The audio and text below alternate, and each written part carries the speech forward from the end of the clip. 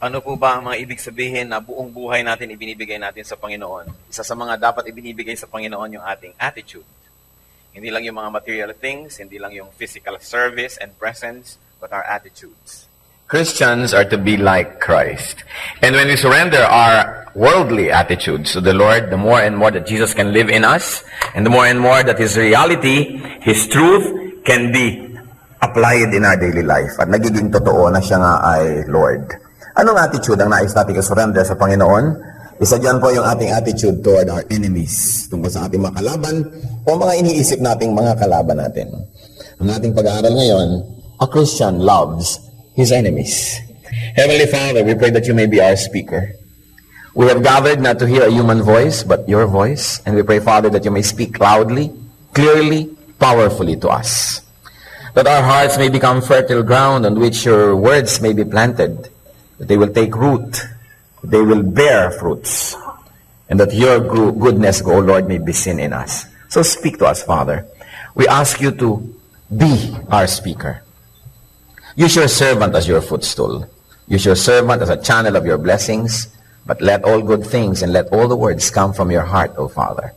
At nawa ito'y maging kagamutan sa aming espiritu, maging lakas ng aming loob, at ganoon din naman maging paraan upang lalo kaming maging kawangis ng iyong anak na si Jesus. Aming itinataboy at tinatanggihan ng anumang presensya o gawa ng masasamang tao at masasamang espiritu sa lugar na ito. At kami lubos na napapasakop sa inyo, Panginoon. O Lord Jesus, cover us with your blood. Protect us. Protect us from the malicious work and plans of the evil one. And may you, O Father, be our banner, be our Lord, our shepherd, our speaker. In Jesus' mighty name, we pray with thanksgiving and confidence. A Christian loves his enemies. Ito palang, pag natupad na natin, biglang maiiba ang planeta. Isa ito sa mga pinaka hindi na tutupad na inuutos ng Panginoon. Yung iba, mapakahirap patuparin ng be kind, pero nakakatupad din. Yung iba, hirap na tumupad nung nagbibigay sila ng tithes and offerings, pero pamisa-misan din naman ay tinatablan ng Espiritu ng Diyos. At nagta-tithes din at nag-offering din. Pero ang pinakamahirap na yata, na sundin ng mga Kristiyano at patuloy na ini-ignore, hindi nila sinusunod talaga, is to love your enemies. Na parang sinasabi, hindi totoo yan, hindi utos yan ng Diyos, hindi yan practical, hindi yan pwedeng magawa, so wag na lang pagtangkaan pa. Matthew 5:43 to 48, na sinabi ng Panginoong Jesus. You have heard that it was said, love your neighbor and hate your enemy. But I tell you, love your enemies and that you may be sons of your Father in heaven. He causes his sun to rise on the evil and the good, and sends rain on the righteous and the unrighteous. If you love those who love you, what reward will you get? Are not even the tax collectors doing that? And if you greet only your brothers, what are you doing more than others? Do not even pagans do that? Be perfect, therefore, as your heavenly Father is perfect. And may the Lord enable us to unlock the mystery of His Word. So, una-una po nating makukuha sa ating binasa na ito, love your enemies. Verse 44, but I tell you, love your enemies and pray for those who persecute you. Paano kaya ginagawa ang ganyan? Love your enemies at pray for your persecutors. Ano daw magiging resulta niyan? You will be sons of God. Siyempre, yung son collective na yon for whole humanity. You will be sons and daughters of God. So verse 45, that you may be sons of your Father in heaven. Pag ginamit mo yung salitang son, ibig sabihin anak, ibig sabihin kawangis, ibig sabihin kauri. So, kung minamahal natin ang mga kaaway natin, at idinadalangin natin yung mga umuusig at nagpapahirap sa atin, tayo daw ay matatawag na anak ng Diyos, o tayo magiging kawangis ng Diyos, at makikita nga ang Diyos sa atin, dahil di ba nakikita mo yung mukha, yung labi, yung ilong ng Ama sa kanyang anak. So makikita yung mga katangian ng Diyos sa atin. And what's the rationale here? He causes the sun to rise on the evil and the good. He sends rain to the evil and the good.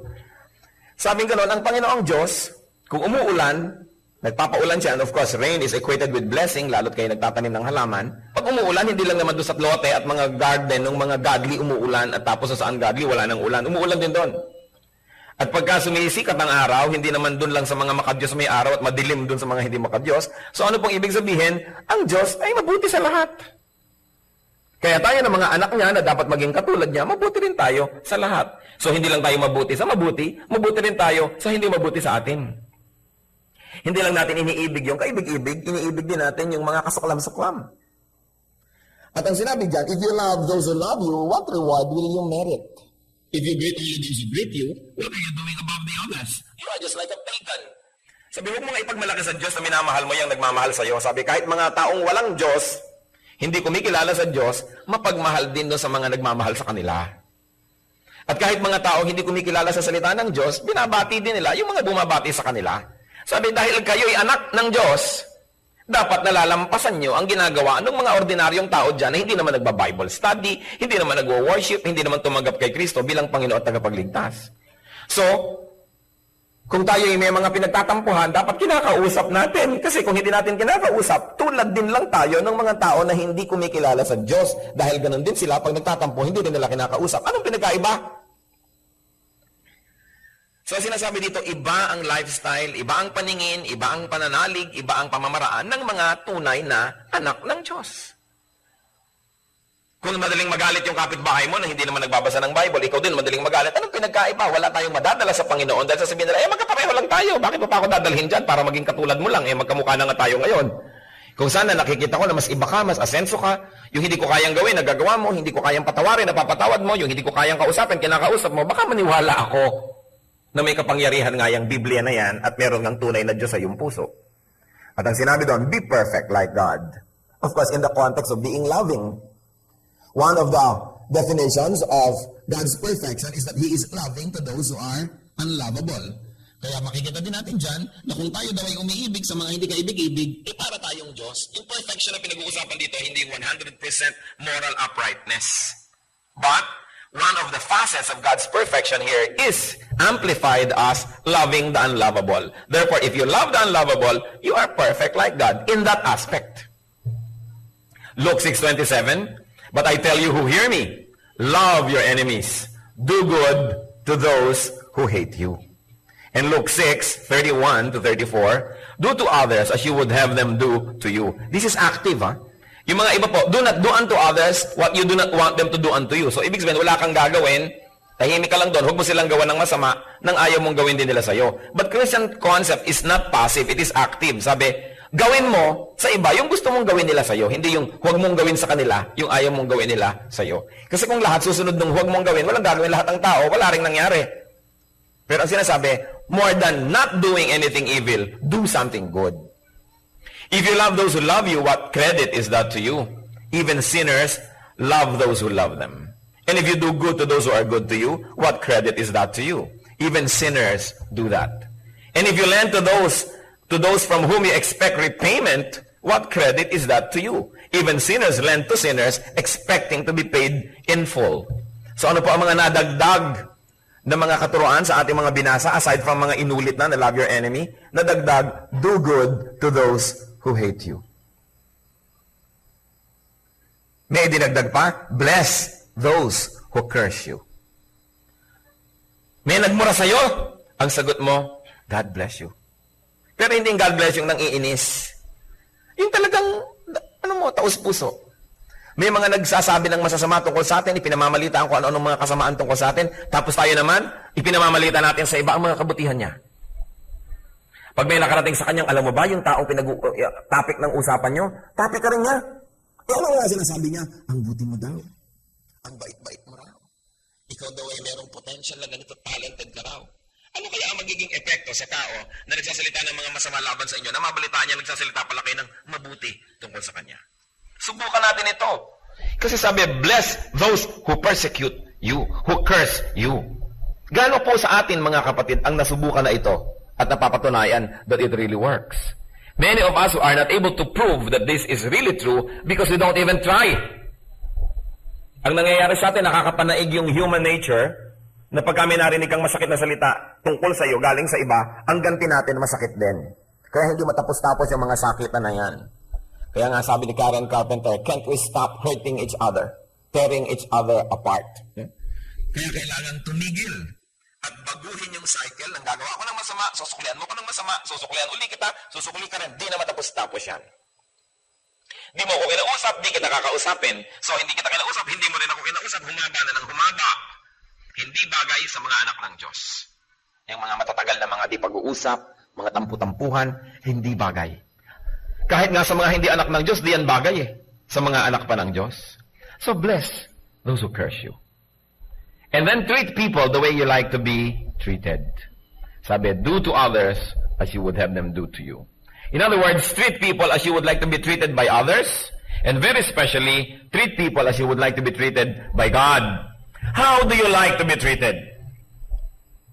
Tayo po ba, anong tratong gusto natin na tatanggap sa ating kapwa? Nagkamali tayo, anong gusto nating matanggap na trato? Patawarin. Nagkulang tayo, anong gusto nating reaksyon ng mga tao? Punan tayo. Unawain at pagbigyan. Nasaktan tayo, anong gusto nating ginagawa ng mga tao? I-comfort tayo. Bigyan ng ginaawa. Nangangailangan tayo, anong gusto nating treatment? Tulungan tayo at bigyan. Gipit na gipit ka. Gusto mong may tumulong sa'yo na walang kondisyon, walang interest, at sinabing, sige na, pay when able, kung sakaling maging able. Yun ang gusto nating treatment. Napakahirap ng gipit na gipit ka na, pagkatapos mangungutang ka, tutubuan ka pa ng kutakot-takot, wala ka namang magawa dahil gipit na gipit ka na nga. Kaya sasabihin nila, naku, kumapit sa patalim. Ang tao daw nagigipit, sa patalim ay kumakapit. Bakit ka kakapit sa patalim? May Diyos. Kumapit ka sa Diyos. Yun ang pinagkaiba ng mga anak ng Diyos. Meron tayong choice. Bakit ka kakapit sa patalim? Di lalo kang napalubog. Ngayon tayo po, yun ang gusto nating treatment sa atin. Paano nyo ngayon tinitreat ang kapwa? Nangangailangan sila. Lalo mo ba siyang gigipitin? Lalo't may property siya na gustong-gusto mo, yung ba ang pupunteriyahin mo na, o sige, yun na lang ibayad mo kahit na luging-lugi na siya sa transaksyon. Nagkamali siya, gusto natin agad siya ay i-judge. Kinapos siya, ang gusto natin agad siya ay singilin. Paano ba natin gustong itrato tayo ng iba pag tayo nagkamali, tayo ang nadapa, tayo ang nagkulang? Ganon din dapat itatrato ang iba. Kung paano tayo natin gustong itrato tayo ng Diyos, Lord, nagkamali na naman po ako, patawarin niyo po ako. Paano pag yung iba naman nagkamali, di mo naman patatawarin? Kaya ang sinabi sa Matthew chapter 6, forgive people, so that your heavenly Father will also forgive you. Sabi nga nung dasal, patawarin mo kami sa aming mga kasalanan, gaya rin naman ng pagpatawad namin sa nagkakasala sa amin. So anong ibig sabihin, Lord, kung kuripot po ako sa pagpapatawad sa iba, maging kuripot din kayo sa akin. Kung binibigyan ko ng deadline at hangganan ng pagpapatawad ko sa kapwa, hangganan din ang ibigay nyo sa akin at deadline. Kung masyado akong istrikto sa aking kapwa, maistriktuhan nyo ako. Pero gusto ko po, Lord, ang luwag-luwag nyo sa akin dahil lagi naman ako nagkakamali, pues magiging maluwag din ako sa aking kapwa. Kung paano natin tinatrato ang iba, yan ang hinihingi nating trato sa atin ng Diyos. So we want to be understood, be understanding. You want to be forgiven, be forgiving. You want to be cared for, be caring. Because what you give is what you keep. It is this paradox in life that you keep only what you give away. So when you give away love, you keep it. When you give away hatred, you keep it. So you keep what you give away. Therefore, you give away what you want to keep.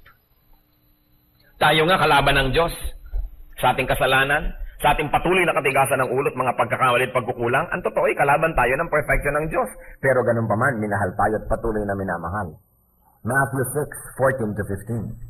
For if you forgive men when they sin against you, your heavenly Father will also forgive you. But if you do not forgive men their sins, your Father will not forgive your sins. Ang dami po nagkakaroon ng nervous breakdown, nagkakaroon ng depression, at kung minsan napopossess ng mga evil spirits. Pag sinuri ninyo ang background, napakalaking porsyento ng mga nade-depress, ng mga na-oppress ng mga evil spirits at napopossess pa kuminsan, ang ugat is lack of forgiveness. Pag in-interview nyo, pag tinanong nyo, may malalim na galit sa magulang, sa kapatid, sa asawa, sa anak, sa kapitbahay, kung kanino man. Galit na tagal-tagal na nandun na, nag-ugat na, at kinain at nilaso na ang kanyang buong puso. Ngayon, bakit nagkakaganon-ganon? Bakit nade-depress? Bakit wala namang kausap, tumatawa? Malayo ang tingin, wala namang tinatanaw. Bakit ganon? Hinahanap si Crispin at si Basilio. Kasi hindi nagpapatawad sa kapwa. Ang sasabihin niyo, bakit naman? Hindi lang nagpatawad. Anong naging problema? Hindi rin pinapatawad ng Diyos. Kasi ang sabi, kung nagpapatawad ka sa kapwa mo, papatawarin ka ng Diyos. Kung di ka nagpapatawad, di ka pinapatawad. So, sino man sa atin? Ang may sama ng loob na kinikimkim. Meron tayong iniingatang galit sa puso. Meron tayong pagkamuhi. Meron kang kinasusuklaman. Hindi mo pinapatawad. Lahat ng mga dasal mo sa Diyos sa patawarin ka sa iyong pagkukulang yun kung nagdadasal ka, hindi dinidinig. Kaya nagkasapin-sapin at nagkapatong-patong na ang utang mo sa Diyos. Kayo na nakaranas magkaroon ng utang sa bangko, alam nyo ang kahulugan nun. Nagipit ka na nga, kaya ka nagsangla. Kaya pala sinasabi, interest last month, interest next month, yung pala pinag-i-interesan ka. Kaya namatay ka na sa kababayad ng interest, dumami na ng dumami. Hindi ka nga makabayad ngayong buwan na to dahil gipit ka, lalo magko-compound tayo. Lulubog ka ng lulubog. Inilulubog ka dahil hindi ka pinapatawad at sinisigil ka. Bangko pa lang yon, nagpapautang pa lang yon. Yung Diyos sa langit, yung bangko ng langit, na ang dami-dami mong utang, hindi ka pinapatawad, nagko-compound, kaya ka lubog ng lubog, dumadali naman kay Satanas, na paglaruan ka, siklot-siklotin, dahil wala kang proteksyon. Walang grasya ng Diyos, dahil hindi ka pala pinapatawad. Ang dahilan, hindi ka kasi nagpapatawad sa iba. Kaya yung maraming mga causes ng sobrang psychological and emotional illnesses is bitterness. Lack of forgiveness. Una, pag hindi ka nag-forgive sa kapwa, nalugi ka dahil hindi kayo naging friendly. Nalugi ka dahil yung pwede niyang tulong na ibigay sa'yo, hindi niya naibigay. Yung sayang pwedeng ibigay niya, hindi niya naibigay. At yung gusto mong ibigay sa kanyang pagmamahal, hindi mo rin naibigay. Nakikimkim, na hihirapan ng loob mo. Pero may mas malaking lugi. Kasi yung hindi natin pagpapatawad sa iba, hindi tayo napapatawad ng Diyos. Dami ng dami, dami ng dami. So para ba yung sinasabi mo na, humihingi naman ako ng tawad, pero pinapatawad ka ba? Sinabi na nga if you do not forgive men their sins, your Father will not forgive your sins.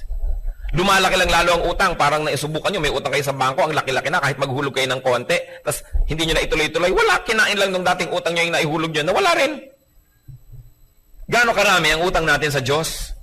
Baka naman dasal kayo ng dasal araw-araw, patawarin nyo po ako sa pagkakamali ko kahapon, kanina. Akala nyo nga napatawad dahil meron pala tayong hindi pinapatawad. Tatandaan nyo ito, verse 15, Matthew 6. If you do not forgive men their sins, your Father will not forgive your sins. And this is Jesus saying it.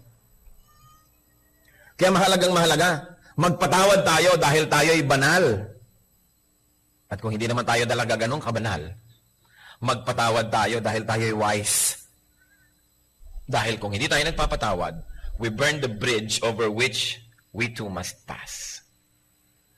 Sa kahigpitan mo sa kapwa, ayaw mong paraanin, sinunog mo ang tulay, pati ikaw, hindi ka lang madaanan. And it is the bridge of forgiveness that we all need. So kung ano sa prayer, ganun din sa ibang larangan. No? Pag tayo nagpapatawad, pag tayo gumagawa ng mabuti, nagiging mabuti ang nangyayari sa atin. Luke 6:35-36. But love your enemies. Do good to them. And church, listen. And lend to them without expecting to get anything back. Then your reward will be great. And you will be sons of the Most High, because He is kind to the ungrateful and wicked. Be merciful, just as your Father is merciful. Napakalalim naman ng Christianity. Napakalalim naman ni Jesus sa kanyang mga ipinagtuturo na ito. Love your enemies, do good to them.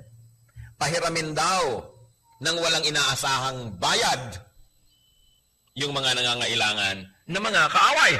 Can you imagine kaaway? So, edi lugi ako, lugi ka sa earth. Pero your reward will be great. At ano yung reward na yon? You will be called the sons of the Most High. Therefore, lahat ng ipapamana ng Diyos sa kanyang mga anak, lahat ng inireserba niyang blessing sa kanyang mga anak, ay mapapasayo. Nalugi ka lang sa taong ito, pero panalo ka naman sa ibinigay ng heaven, kaya hindi ka talaga lugi. Sabi na, be practical. Yes, we should be practical. Sundin niyo ang Diyos kasi siya ang practical. Akala ng iba kasi maging practical, maging tuso, lamangan mong kapwa mo, practical ka nun. Sa palagay niyo ba, itong itinuturo ni Lord, hindi pwedeng i-practice as in practical, pwedeng ma-practice? Pwede. Nauna na nga siya. Ang daming kasalanan ng tao laban sa Diyos, anong ginawa ng Diyos? Siya ang nagkatawang tao, binayaran pa yung kasalanan ng mga tao, para yung mga tao ay wag nang singilin at mailigtas niya. Kaya pag nagpaligtas ka kay Jesus, ligtas ka na. Pinabayaran mo sa Kanya yung utang mo, bayad na.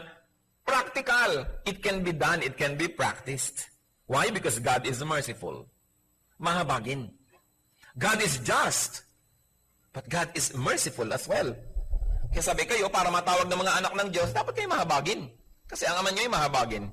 Yung kasing concept ng ama, ibig sabihin, genetically speaking, kung ugali ng magulang mo, ugali mo, yung korte ng noo niya, korte ng noo mo, kasi magulang mo yan. So kung yung magulang mo sa langit, mahabagin, edi dapat mahabagin ka rin.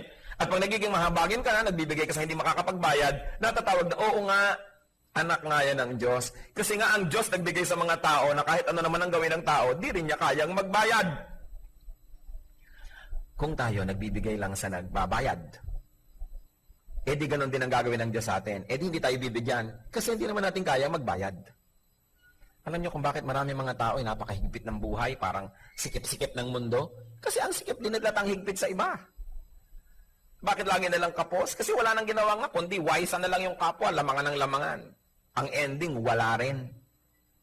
Diyan sa mga nanglalamang na yan at mga nandadaya, yun at yun pa rin ang problema. Pera pa rin.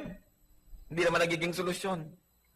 Kasi, kung anong ginagawa natin sa kapwa, yun ang ginagawa nating pamantayan para ganun din ang gawin ng Diyos sa atin. So, maluwag ka sa kapwa, lumuluwag sa iyo ang Diyos. Pero hindi ka maluwag, hindi rin maluwag sa iyo ang Diyos. Lahat ng ginagawa natin sa tao na hindi kayang magbayad, Diyos ang nagbabayad. So, nagbigay ka sa mahirap, walang ibigay sa iyo, Diyos ang nagbibigay sa iyo. So, teka, nasaan ang ibinigay ng Diyos? Ang dami ko nang binigyan, hindi pa ako binibigyan ng Diyos. Ang dami ko nang binigyan ng mahirap. Saan galing yung ibinigay mo to begin with? Di ba sa Diyos? Na-advance na. Pagkatapos kumisan, bibigyan ka pa ng dagdag.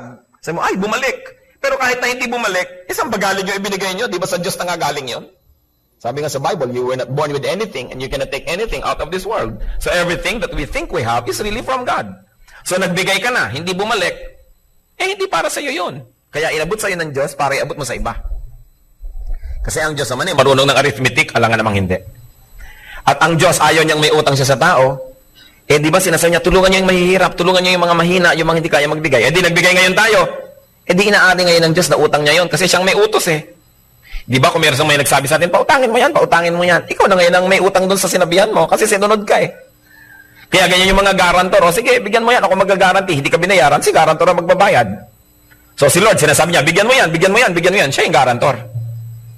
Yung mga pinagbibigyan natin, hindi nagbayad lahat. Di Diyos ang magbabayad, siya yung garantor Do you think magpapalaypas ang Diyos na isang araw na may utang siya sa tao? No, God siya Kaya walang kalugihan na sundin yon. Ano po ang teaching dyan? Lend to your enemies without expecting payment. Bakit naman without expecting payment? Because no expectation means no disappointment. No expectation means the possibility of a pleasant surprise. Binigyan mo, hindi mo na inaasahan magbabayad. Hindi ngayon nagbayad, hindi ka nabigo. Kasi hindi mo naman inasahan Ngayon, dahil hindi mo inasahan, biglang nagbayad pa, di surprise. Lalong naging positive, pero kahit wala, sabihin mo, yung ibinigay ko dyan, galing na naman sa Diyos yun So actually, wala na akong dapat na intayin pa. Kasi yun nga, in advance na ng Diyos. Bakit mag-iintay pa ako ng kapalit? So, kung tayo po'y nangangailangan at dumarating sa panahon, alam niyo, sabi nga nila, weather lang yan. Panahon. Ngayon, akala mo malakas ka, laging ganon. Hindi naman laging ganon Mabuti nga kung laging ganon. Dumarating yung panahon na tayo nangangailangan. How would you like to be treated? How would you like to be lent to? How would you like to be given? How would you like to be collected from if you are the needy person? Di ba gusto natin easy terms? Gusto natin yung maluwag, yung magaan, hindi masyadong mahigpit. Di ganun tayo sa kapwa. Kasi ganun din ang gagawin trato ng Diyos sa atin. Ano magiging resulta pag sinunod natin yan? Great reward. Being identified and called as God's children. And what's the rationale? As we have already mentioned, because God is kind even to the ungrateful and the wicked. Ang tunay na kabutihan ay di namimili kung kanino ibinibigay. Ang tunay na kabutihan ay mabuti dahil siya ay mabuti. Hindi mabuti lang ako dahil mabuti ka sa akin. Pero pag di ka mabuti sa akin, hindi na ako mabuti. Ibig sabihin, hindi naman talaga ako mabuti. Kasi yung mabuti siya kahit sino ang kaharap. Kasi mabuti siya Hindi naman siya salamin. So salamin ako, kung humarap ay kabutihan din ang magre-reflect. Pero kung kasamaan ang humarap, kasamaan din ang magre-reflect. Yung kabutihan, hindi naiiba yon kung sinong kaharap. Tulad din ng kagandahang asal.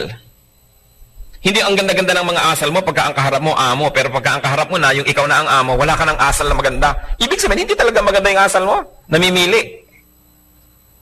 Kaya ang atin pong laging panalangin, maging likas sa atin yung kabutihan. Hindi yung mabuti ka sa Kanya dahil may inaasahan ka, may mapapala ka, kundi dahil kasi mabuti ka talaga. At yon ang isang goal ng ating buhay. Hindi lamang maging mabait, kundi maging mabuti. May pinagkaiba yun.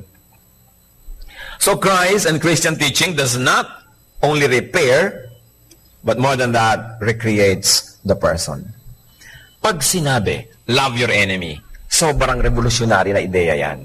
Hindi lamang niya nilalagyan ng bagong palamuti ang iyong buhay, hindi ka lamang binibigyan ng konting makeover ng Diyos, iniiba ka na buong buo. Dahil ang natural sa tao, dahil sa kasalanan, is to hate your enemy, to do evil to those who do evil to you, gumante.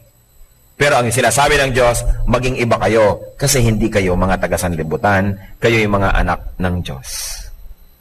2 Corinthians 5:17. Therefore, if anyone is in Christ, he is a new creation. The old has gone. The new has come. Kaya dapat tinitingnan natin sa sarili, nagpapatawad na yata ako sa mga hindi ko pinapatawad noon. Totoo nga, the old has gone. The new has come. Pero kung ganun pa rin ang ugali natin, baka hindi nagkaroon ng new creation. Importanteng dibdibin ang ibig sabihin na maging anak ng Diyos. Christ brings not just a rearrangement, but total reconstruction of our personality. A total change of attitudes.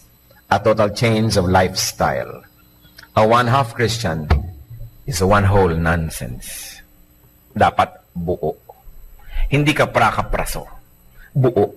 Sa Galatians 2:20, I have been crucified with Christ, and I no longer live, but Christ lives in me. The life I live in the body, I live by faith in the Son of God, who loved me and gave Himself for me. Dahil ibinigay ni Kristo ang kanyang buhay para sa atin. Nung tinanggap natin yung buhay na yon, na buhay na walang hanggan, galing kay Kristo, tumigil na tayong mabuhay para sa ating sarili. Nagpalit tayo Lord, eto yung buhay kong masama sa inyo na, at please, mamatay po kayo para dyan, bayaran nyo. At yung buhay niyong mabuti, amin naman, na akin na, ibigay nyo sa akin. Eto yung katawan ko, eto na yung marumi kong espiritu. Eto naman, ibigay nyo sa akin yung malinis nyong espiritu. So, mamamatay kayo dahil sa akin, therefore, mabubuhay kayo sa pamamagitan ko. At mamamatay din ako sa dati kong sarili dahil sa inyo. So, ang totoo niyan, pag tinanggap natin si Kristo, pareho tayo namatay. Namatay si Kristo para sa ating kasalanan, ibinigay sa atin ang kanyang buhay. Tayo naman, namatay na sa dati nating buhay at ibinigay na natin sa kanya ang ating buong pagkatao para yung buhay niya na naputol dahil namatay para sa atin, magtuloy naman sa atin. Nalipat. Kaya sabi niya, I no longer live, but Christ lives in me. So, di lugi ka, yung buhay mo nawala. Ano naman ang dapat mo ipanghinayang yung buhay na yun pang impyerno? Kaya nga kinuha na ni Kristo para hindi na yun ang buhay mo, ibinigay ngayon sa'yo yung buhay niya. Sasabihin mo, di lugi ka, buong buhay mo, hindi mo nasusundin yung gusto mo, si Kristo na. Gaano ba kahaba ang buhay ko? 70 years, 80 years, 100 years? Okay na yun, ibigay ko sa kanya. Binigyan naman niya ako ng eternal life na kapalit. So hindi ako lugi doon. At saka hindi naman laging mahirap sundin si Kristo Mahirap lang sundin sa umpisa. Pero pag pinayagan kong mangyari ang gusto niya, naiiba na ako na ang pagsunod kay Kristo ay hindi na mahirap gawin, kundi nagiging pleasure, nagiging joy. Dahil totoong naiiba pati ang taste natin. Kaya sabi dito sa Galatians, I no longer live, but Christ lives in me. So kung nung araw na ako ang nakatira dito sa katawan ko, gumawa ka ng masama, gagawin din kita, pero teka, born again na ako New creation na ako. Si Kristo nang nakatira dito. So yung ginawa mong masama, susuklihan ko ng mabuti, kasi si Kristo, yun ang ginagawa niya at yun ang gusto niya mangyari. Kaya nahihirapan tayo dahil dalawa yung nakatira. Kumisan, tatlo pa. Inalis mo na yung buhay mo, buhay mo na si Kristo sa'yo, tapos mo, teka. Halika muna, old self, bumalik ka dito, sumiksi ka dito, at lalabanan natin si Kristo dito. Kaya kumisan, ang gulo ng buhay natin. Nagtatalo yung loob natin, nagdadalawang loob tayo, dahil dalawa yung pinapatira mo, may tatlo pa. Sa taning, halika muna dito, sandali. Sumali ka rin dito sa gulong ito. Kaya pinag-aagawa-gawan tayo noon. Samantala kung single-hearted ka, alam mo, you accepted Jesus as Savior and Lord, siya na ang nabubuhay sa'yo. Wala na dapat choice. You know, Christians, ang choice natin, hindi between bad and good. Hindi yung choice. Choice lang yun ang hindi anak ng Diyos. Pero pag anak ka na ng Diyos, hindi mo na choice yung bad. Ang nalilito ka na lang between good, rather, or better. Litong-lito ako kung anong gagawin ko. Sabi ng kaibigan mo, Alin, namimili ka between bad and good? Hindi. Ba't ako mamimili? Hindi ako namimili ng bad. Pwera na yan sa choices. Eh, anong nakakalito? Kasi yung gagawin ko, nalilito ako kung good o better.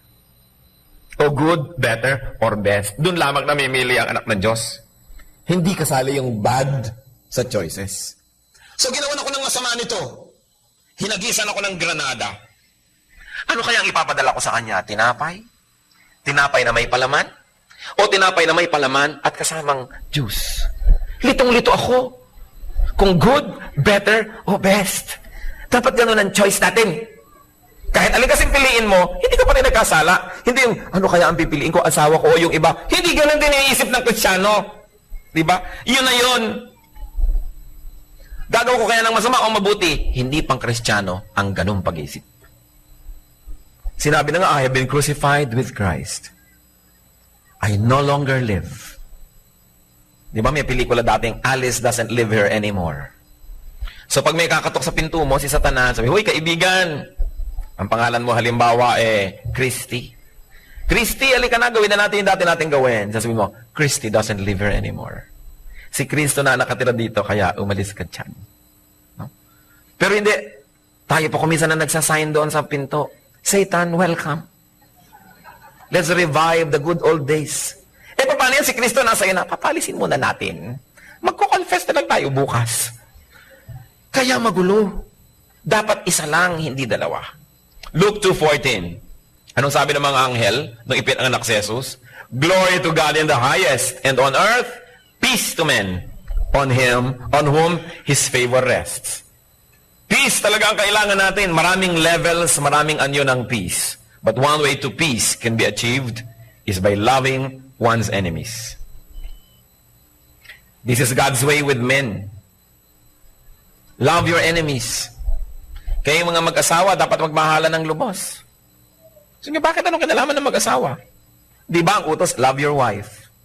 Love your husband. Hindi ko na parang asawa yan eh. Para ko na lang kapatid. Para ko na lang kapitbahay. Oops, gotcha. Sabi ni Lord, love your neighbor. So, mahalin mo pa rin. Wala kang choice. Hindi nag-aaway ho kami, nagbabatuhan kami ng pitchel. Enemy ko siya. Sabi, love your enemy. Wala kayong lusot. Lalo ang mga mag-asawa. Magmahala na lang kayo. Huwag na kayong makipagtalo sa Diyos. This is God's way. And you know why God wants us to be kind and good? Because kindness blesses. Because kindness begets kindness. Kindness defangs evil anger. Galit na galit ang tao, sinalubong mo ng kapayapaan at kahinahunan, hindi man ka mahalin nun, mababawasan ang galit nun. Gustong-gusto kang saktan, pero bigla kang dumating, inaabutan mo ng buko pie. At least ihampas man sa iyo yung buko pie, malambot. Eh kung ang dala-dala mo, bakal para ihampas sa kanya, naagaw sa iyo, naihampas sa iyo. Di ba maraming ganun, inagaw sa iyo yung dala mo, siya pang ginamit para laban sa iyo. Kaya ingatan nyo kung anong dala nyo, dahil baka sa inyo gamitin. Lagi kayong magdadala ng buko pie. Anong sabi sa Romans 12:20? On the contrary, if your enemy is hungry, feed him. If he is thirsty, give him something to drink. In doing this, you will heap burning coals on his head. So, gumawa doon ng mabuti. Kahit sa iyong parang pine-perceive na kaaway. Si Don Pasiano Rizal, kapatid ng ating national hero at para na rin niyang ama na nagpaaral sa kanya. At pagkatapos naging general ng Katipunan at ng Himagsikan matapos si Rizal ay binarel. At pagkatapos maraming mga Pilipino ang naging maka-Amerikano nung tayo sinakop ng mga Amerika. Nung minsan daw, panahon ng Amerikano, merong kumakatok sa kanyang bahay sa Los Baños. Yung mga katulong, nung makilala yung kumakatok, ay pinaakyat agad dahil ang kumakatok ay si Pedro Paterno. Pero sa tingin ni Don Pasiano, ay hindi dapat patuloyin. Sapagkat ito, naging mga federalista, naging mga maka-Amerikano agad. Sabi daw ni Don Pasiano, sa loob ng kanyang kwarto, hindi siya lumalabas. Kung ang kumatok sa ating pintuan ay mga hampas lupa at mga lubos na mga kasuklam-suklam na mga tao, paaakyatin nyo ba sa ating bahay para painumin? Sabi daw ng mga katulong, hindi po. Bueno, pababain si Ginoong Paterno at painumin sa tarangkahan.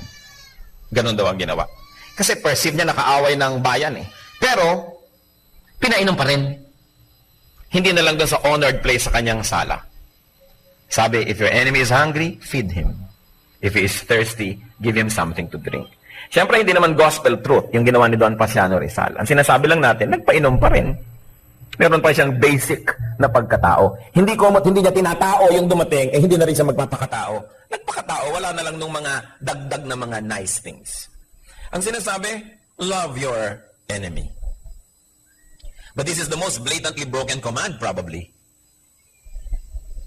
Totoo ba na nangyayari sa buhay ng mga Kristiyano? Kasi alam niyo kung totoo, maiiba ang planet. Sa dami na ba naman mga Kristiyano, lalo ngayon, sa dami ng maapektuhan natin na tao, magkakaroon talaga ng change sa pamumuhay ng marami kung susundin natin ito. Why? Because hatred begets hatred.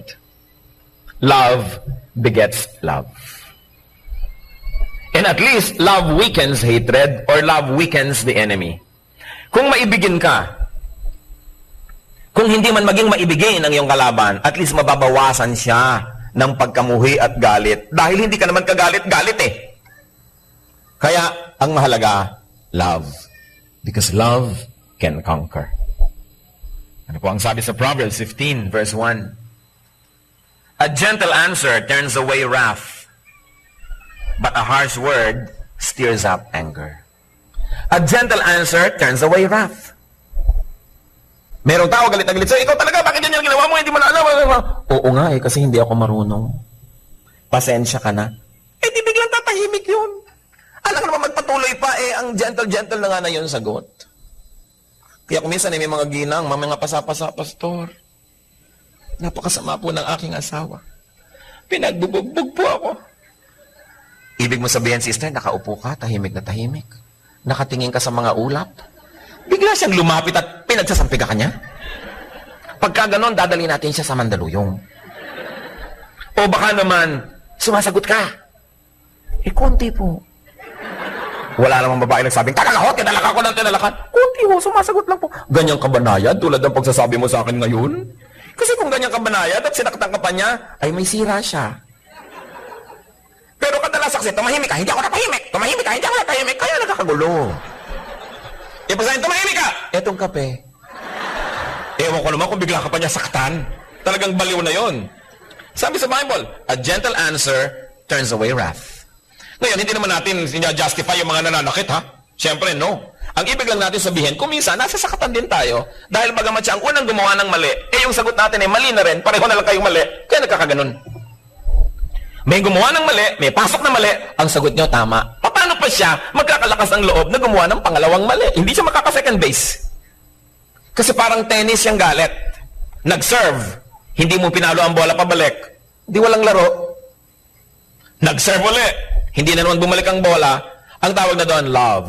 Ibig sabihin, zero. Walang score. No? So, nakakatatlong balik na yung bola, wala nang lamanan. Eh, ibinabalik mo, ibabalik mo, kaya 3 araw na kayo nagbabalikan, pagod na kayo. Kaya yung mga tennis player, gusto niyo magpahinga, huwag niyo ibalik ang bola. Ganon din yung galit. Lalo na sa galit. May galit siya, huwag niyo suklian ng galit. Titigil yan. Kasi apoy man at huwag niyong gatungan, eh, nauubos. Hindi ba't kaya lumalaki yung apoy? Kasi tatapunan mo pa ng mga lalong nagsisiklab. Hindi matapos-tapos. Ganyan din yung hindi mo ko kinausap, hindi kita kakausapin. Hindi mo ko kinakausap, hindi kita kakausapin. Hindi mo na malaman kung sino nag-umpisa noon. At mahalaga pa ba kung sino nag-umpisa? Sa palagay niyo ba kung ang kapwa siya ang nag-umpisa ng mali? Justified na kayo naman yung huling gumawa ng mali? Hindi na mahalaga kung sinong una at sinong huli. Pareho lang kayo mali. So, we conquer. Because love should conquer. Romans 12:21. Do not be overcome by evil, but overcome evil with good. Overcome evil with good. Sinigawan ka, hindi palakasan ng sigaw. Ang sagot mo mahina. Paano pa sisigaw uli? Overcome evil with good. Because the best way to beat your enemy is to turn him into a friend. Yung enemy na ikadena nyo, matutulog kayo mapayapa? No. Pwede niya makalasyon. At gawang kayo ng masama. Ibinilanggo ninyo, pwede siyang makatakas. Nilumpo ninyo, pwede siyang ipaghiganti ng ibang nagmamahal sa kanya. Pero ang tunay na paglupig sa kalaban, mahalin mo siya. At pag minahal ka na niya in return, yun ang tunay na victory. Yung kamay niya, hindi na niya gagamitin para ka hampasin, gagamitin na niya para ka i-foot therapy. Yung kotse niya, pag dumadaan siya at naglalakad ka, hindi ka niya nasasagasaan, kundi hihinto siya at isasakay ka.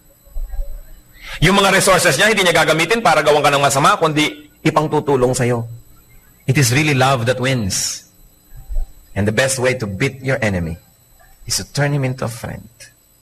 Lalong-lalo ang mga magulang at anak, mga magkakapatid, mag-asawa, hindi bagay na magkaaway. Ang bagay lang na kaaway natin si Satanas dahil talagang kaaway natin yon. Pero sarili niyong laman, ang inyong laman, dugo ng inyong dugo, kalaban niyo, parang hindi bagay yon, mali. Dapat may mauna na lang na magpakumbaba, may mauna na lang na magpatawad at lahat naman yan, lalo magkakamag-anak. Meron ka namang goodwill at love for each other na kuminsan natatakpan lang ng mga pansamantalang inis. Pero pag may nauna nang magpakumbaba, bumabalik yung mga dating samahan dahil ibabalik niyo ba naman yung mga, pwede ba namang mabura na may pinagsamahan kayo? Lalo mga magkakapatid na galing lang kayo sa isang bahay bata, pwede ba namang magbura ng kahit anong away yung katotohanan na yun? Hindi. And you know what? You cannot make old friends. You can only lose them. Pero hindi ka nakakagawa ng old friend kasi hindi mo maibabalik ang panahon. Kaya yung mga friends natin nung araw, and of course, lalo yung mga kamag-anak natin, mga kapatid natin, na kasaway nating lumaki, kasama natin sa hirap at ginhawa, mga old friends din natin yon. Hindi dapat na meron tayong mga hidwaan kasi magkakaroon ka pa ba ng kapatid? Lalo't patay na yung nanay mo, patay na yung tatay mo, wala na, yun na lang yun. Pwedeng malagasan, pero hindi pwedeng madagdagan. So mamahalin mo na lang. Mga dati nating kaibigan, classmate natin nung araw, makaka-invento ka pa ba? Hindi mo na maibabalik yung 1962, 1954? Hindi na. So yung mga naging kaibigan mo noon, pakonti na lang ng pakonti yun habang sumasa kabilang buhay, pero hindi na pwedeng madagdagan. So minamahal mo. Friends, multiply our joy and divide our sorrow. That's why it is important to be friendly. Alam niyo kung bakit itinuturo ng Diyos na maging friendly tayo? Kasi mahal niya tayo. Kasi alam niya that friends can be channels of blessings. Parang mga magulang na tunay na nagmamahal sa anak, hindi mo itinuturo maging suplada yung anak mo, maging masungit, maging mataray, maging ganito, maging ganyan. Kasi maraming mayayamot. Pero tinuturoan mo siyang maging mabuti, mapagpakumbaba, para maraming matuwa sa kanya at maraming magmahal, hindi lang ikaw. Yun ang magandang pagmamagulang. Dinadamihan mo ang mga iibig sa iyong anak, hindi yung tinuruan mo maging tamad o tinolerate mo, talah ng tao na kasama na inis. Masyadong selfish, walang natutuwa, so pag namatay ka na, wala na ibang mag-aalaga sa kanya. Kaya yung magulang natin sa langit, tinuturoan tayo maging mapagpakumbaba, maging mabuti. Kasi alam niya, pag ganun tayo, dadami pa ang magmamahal sa atin. Hindi tayo ipinapalugi ng Diyos, ipinapatalo na magpakumbaba ka, magpasensya ka. Bakit kayo ipapatalo ng Diyos? Mahal ka niya. Pinapapanalo nga tayo Kasi alam ng Diyos na ang tunay na panalo is when you turn your enemies into friends. That's the real victory in life. Dear Lord, salamat sa mga paalala niyo. Salamat sa katotohanan na mahal niyo kami. Na mga itinuturo niyo sa amin ay hindi kalugihan, kundi ito yung mga kalakasan. Turuan mong makita namin yung katotohanan na to. Tanggalin mo, Panginoon, ang mga takip sa aming mata. Sa pagsuko namin ng aming buhay, ipakita mong mga napaka-practical na katotohanan sa iyong mga katuruan. Na ang pagsunod sa iyo hindi kalugihan, kundi tagumpay pa nga. Lord, ipakita niyo po sa amin how we can be loving to our enemies. How we can be like your son Jesus, who loved us, although we were not lovable. Hipuin niyo ang aming puso. Maraming beses na naming narinig ito, na memorya pa ang mga verses.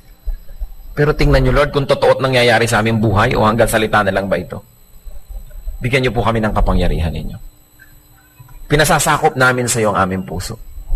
Makapangyari kayo. At kami mga nagtitigas-tigasan ng loob, tinatanggihan ng mga katotohanan ito, basagin mo, Panginoon, ng iyong kapangyarihan. Ang mga pagmamatigas na ito. Turuan mo kaming magpakumbaba at gawin ang tama pa. Salamat sa iyong mga paalala. Mga kapatid, patuloy tayo yumuko sa presensya ng Diyos. At sa ilang saglit, hayaan ang Espiritu ng Diyos ang mag-minister sa ating lahat. Paano ba tayo dapat maging loving? Do we keep enemies? We should end it. Lalong-lalo mga mahal natin sa buhay, mga kamag-anak natin, malalapit sa atin, mga kasama natin sa trabaho. Lason sa buhay natin ang may mga kasamaan ng loob. Wakasan, gawing totoo si Kristo sa ating buhay. Be with the Spirit of God for a while, and may you be blessed.